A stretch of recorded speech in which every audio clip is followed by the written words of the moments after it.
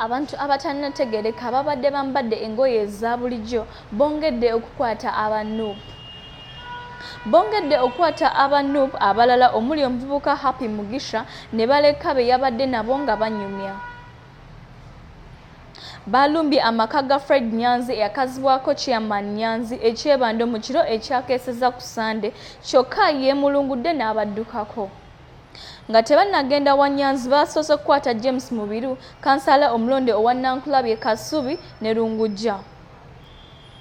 Abakutte Mugisha okuva ekyebando gye bamututte waabaddeyo tewannaba kumanyika kyokka abaabaddewo bategeezezza nti babadde bambadde engoye eza bulijjo nga batambulira mmotoka ezaakazibwako drone.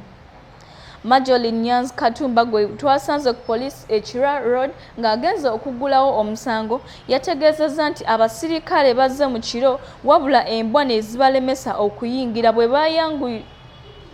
baazuulidde nga ziboggola nnyo kwe kuvaayo balabe ekibaddewo. Essaawa zaabadde zikunukiriza okuwera 12 nga bukya Nyanzi n'agenda aggulewo amaaso gaggukidde ku basirikale. Ate nga babadde bambadde engoye eza bulijjo nga babasongesezaamu emmundu.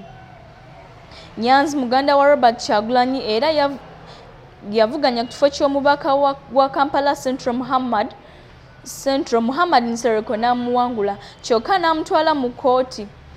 Yaddukira mu kkooti n'agisaba eddemu okubala obululu omusango mu kkooti enkulu n'eteekayo omusango ng'awakanya obuwanguzi bwa Nsereko.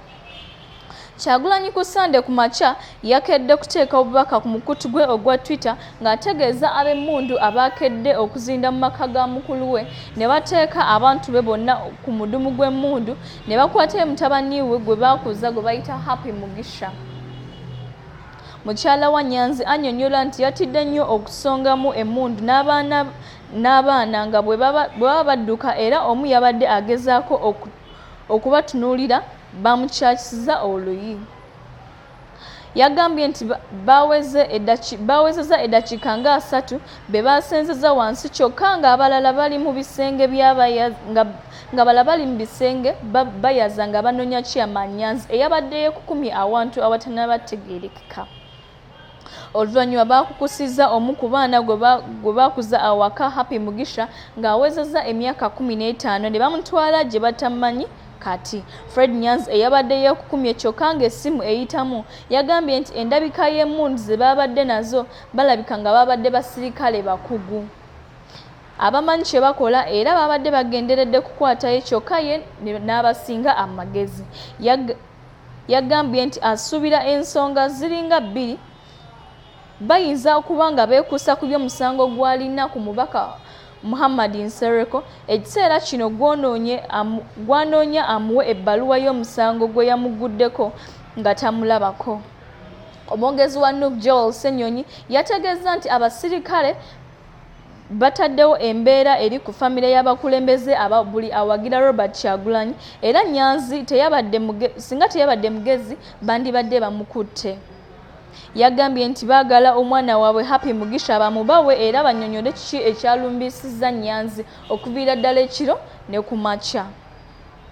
Yagambye nti nga ekibiina baagala ebitongole ebikwasiza amateeka okuvaayo binnyonnyole kiki ekyalumbisizza amaka ga Nyanzi nga talina musango gwe yakoze ate ne batwala omwana we n'okuteeka famire yonna ku mudumu gw'emmundu.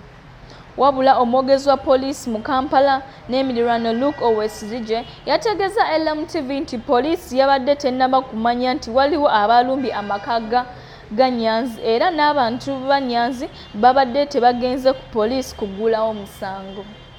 Kuliko ennyo abasasi baffe.